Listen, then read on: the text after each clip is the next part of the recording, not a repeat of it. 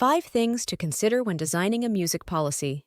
ELH, HR foresight. Music lyrics today, in certain genres, are very explicit. Many songs include profanity, sexist, racist, or ethnically offensive content, or have graphic descriptions of human anatomy. It's no surprise to HR that some employees are easily offended by the music being played by a coworker. Equal employment opportunity.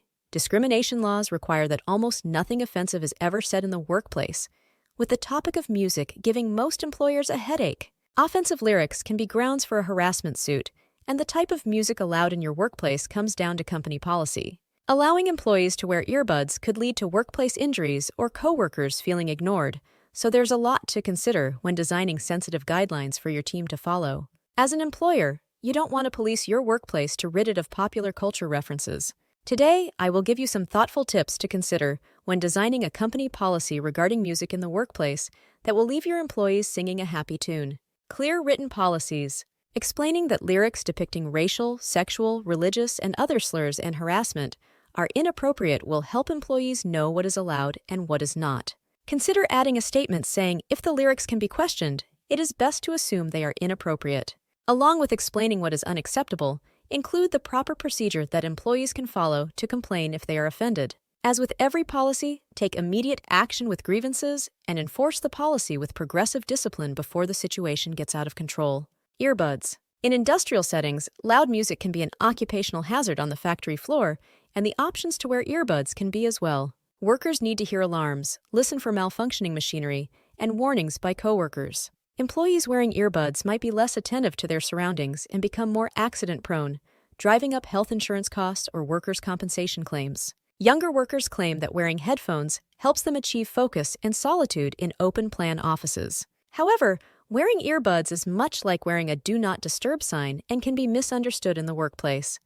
Take each job description into consideration when deciding your music policy in the workplace.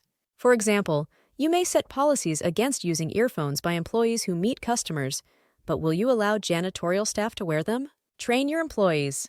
Many young people, and some older ones, are entering the job market clueless about what is appropriate or professional behavior, and it is the responsibility of the employer to train them to the expectations of the company. Instead of giving new hires an employee handbook and a pen to sign the confirmation page, affirming they have read it, make sure they actually understood the information. Individual people perceive information differently based on their beliefs, experiences, and current state of mind. A new hire is likely to agree with things without thinking because they want to make a good impression. Revisiting policies throughout the year will keep the content fresh in employees' minds and everyone on the same page.